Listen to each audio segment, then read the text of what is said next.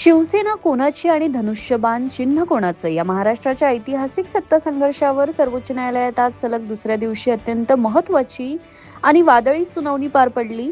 सरन्यायाधीश सूर्यकांत, न्यायमूर्ती जयमाल्या बागची आणि न्यायमूर्ती व्ही मोहना यांच्या खंडपीठासमोर उद्धव ठाकरे गटाचे वकील ज्येष्ठ विधिज्ञ कपिल सिब्बल यांनी निवडणूक आयोग आणि महाराष्ट्र विधानसभा अध्यक्षांच्या भूमिकेवर कडक शब्दात ताशेरे ओढले. आजच्या सुनावणी दरम्यान पक्षांतर बंदी कायदा, पक्षाची अंतर्गत लोकशाही, निवडणूक आयोगाचे अधिकार आणि डॉक्टर बाबासाहेब आंबेडकरांच्या विचारांचा दाखला देत कोर्टात जोरदार युक्तिवाद झाला.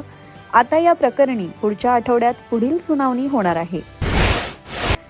यंदाच्या दहीहंडी उत्सवाच्या पार्श्वभूमीवर राज्य सरकारने गोविंदांच्या सुरक्षेसाठी मोठा निर्णय जाहीर केलाय.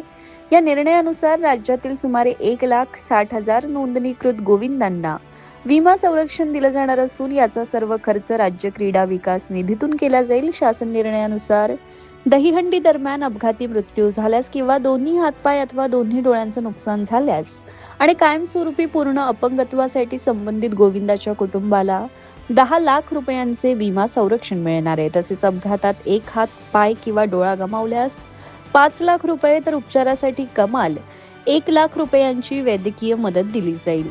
या निर्णयामुळे गोविंदा पथके आणि त्यांच्या कुटुंबियांना मोठा दिलासा मिळाला असून राज्यभरातून या निर्णयाचं स्वागत होत आहे. कॉक्रोच जनता पार्टीचे संस्थापक अभिजित दिपके यांनी सप्टेंबरपासून क्या बोलती पब्लिक ही राष्ट्रव्यापी मोहीम सुरू करण्याची घोषणा केली आहे. या मोहिमेद्वारे देशभरातील युवकांचे प्रश्न, वाढती बेरोजगारी आणि महागड्या शिक्षण व्यवस्थेविरोधात थेट संवाद साधला जाणार आहे. सीजेपीच्या कोर कमिटीच्या बैठकीनंतर त्यांनी ही रूपरेषा जाहीर केली. आपण कोणताही राजकीय पक्ष न काढता एक भक्कम प्रेशर ग्रुप म्हणून काम करणार असल्याचं दिपके यांनी स्पष्ट केलं. नीट पेपर फुटी प्रकरणी जंतर मंतरवर झालेल्या 36 दिवसांच्या आंदोलनानंतर मिळालेल्या यशाच्या पार्श्वभूमीवर आता देशातील प्रमुख समस्यांवर व्यापक जनआंदोलन उभारण्याचा निर्धार त्यांनी व्यक्त केलाय. स्वातंत्र्य दिनाचे औचित्य साधून भारतीय जनता पक्षाच्या वतीने 9 ते 17 ऑगस्ट दरम्यान देशभरात भव्य तिरंगा रॅलीचं आयोजन करण्यात आलंय. या अभियानाअंतर्गत 10 ऑगस्ट रोजी मुंबईत विशेष रॅली निघणार असून मुख्यमंत्री देवेंद्र फडणवीस स्वतः हातात तिरंगा घेऊन याचे नेतृत्व करतील. या रॅलीत मुंबईसह लगतच्या भागातून तब्बल 20 ते 25 हजार युवक युवती सहभागी होणार आहेत. महाराष्ट्रातील प्रत्येक जिल्ह्यात भाजपचे सर्व मंत्री, खासदार आणि आमदार रॅलीचं आयोजन करणार आहेत. नुकत्याच झालेल्या शैक्षणिक आंदोलनांच्या पार्श्वभूमीवर तरुणांमधील असंतोष दूर करून त्यांना पक्षाशी जोडण्यासाठी भाजपने हे विशेष नियोजन केल्याची राजकीय वर्तुळात चर्चा आहे. केंद्र सरकारने शेतकऱ्यांचे उत्पन्न वाढवण्यासाठी आणि स्वच्छ ऊर्जेला प्रोत्साहन देण्यासाठी 23,731 कोटी रुपयांची गोबरधन योजना सुरू केली आहे. या योजनेमुळे आता शेण पिकांचे उरलेले अवशेष आणि जैविक कचऱ्यापासून बायोगॅस तयार केला जाईल.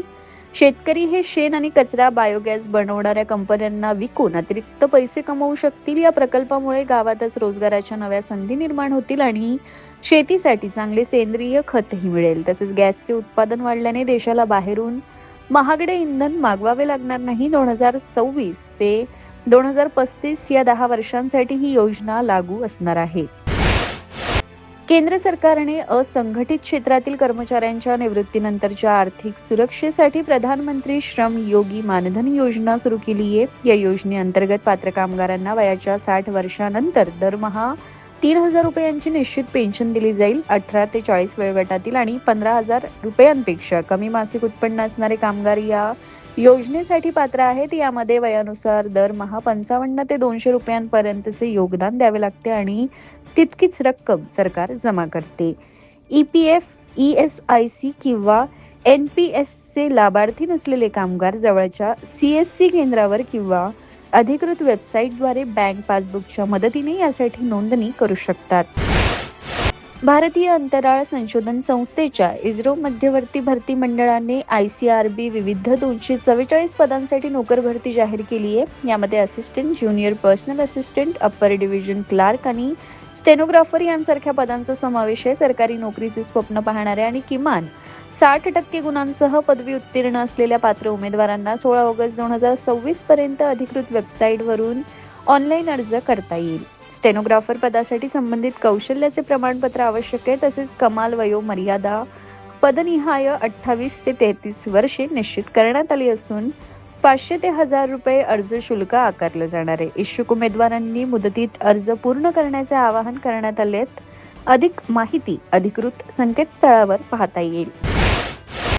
रेडमी कंपनीने आपला नवीन रेडमी नोट 17 5G स्मार्टफोन भारतात अधिकृतपणे लॉन्च केलाय. या फोनमध्ये 6.9 इंचाचा फुल HD+ एमॉल्ड डिस्प्ले आणि 120 Hz रिफ्रेश रेट दिलाय. चांगल्या परफॉर्मन्ससाठी यात स्नॅपड्रॅगन 4 Gen प्रोसेसर आणि Android 16 वर आधारित हायपर OS 3 सिस्टम मिळणार आहे. या स्मार्टफोनची सर्वात मोठी खासियत म्हणजे यात दिलेली 8000 mAh ची महाकाय बॅटरी, जी 45 वोल्ट फास्ट चार्जिंगला सपोर्ट करते. फोटोग्राफीसाठी 50 MP चा प्रायमरी कॅमेरा आणि 8 MP चा फ्रंट कॅमेरा देण्यात आलाय.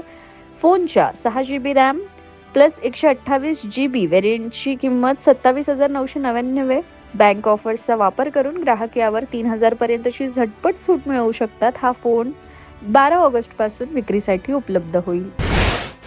प्रसिद्ध दिग्दर्शक आणि अभिनेते प्रवीण तरडे यांच्या देऊळ बंद 2 या बहुचर्चित चित्रपटाची थिएटरमधील यशस्वी घोडदौड अखेर थांबली आहे. प्रदर्शित झाल्यापासून प्रेक्षकांचा भरभरून प्रतिसाद मिळवलेल्या या चित्रपटाने चित्रपटगृहात तब्बल 75 दिवस पूर्ण केले. या यशानंतर आता हा चित्रपट सर्व चित्रपटगृहातून मागे घेण्याचा निर्णय प्रवीण तरडे यांनी घेतला. त्यांनी सोशल मीडियाद्वारे प्रेक्षकांचे आभार मानत ही माहिती दिली. मोहन जोशी, महेश मांजरेकर आणि प्रसाद ओक यांच्यासारख्या दिग्गज कलाकारांचा अभिनय असलेला हा चित्रपट सामाजिक आणि धार्मिक विषयांवरील प्रभावी मांडणीमुळे विशेष गाजला. दरम्यान प्रेक्षकांचे आभार मानतानाच त्यांनी लवकरच देऊळ बंद 3 घेऊन येण्याची घोषणाही केली आहे.